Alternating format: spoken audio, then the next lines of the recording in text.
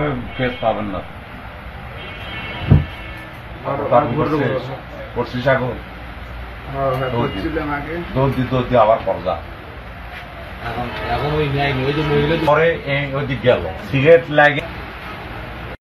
আজ বিকেল আনুমানিক 4:30টার দিকে 3 জন ফ্যামিলি আসে আমার দোকানে কানের জিনিস দেখার চলে। হঠাৎ করে সে আমার শোকেসের ভিতর থেকে 3টে আংটি চুরি করে। পরে তারা যাওয়ার পরে আমি ওদিক আগে যা দেখি শোকেসের ভিতর লক্ষ্য করে দেখি যে আংটি 3টে নাই। না থাকার কারণে আমি তখন সিসি ফুটেজে দেখলাম যে ওই মহিলা আবার আংটি চুরি করে নিয়ে।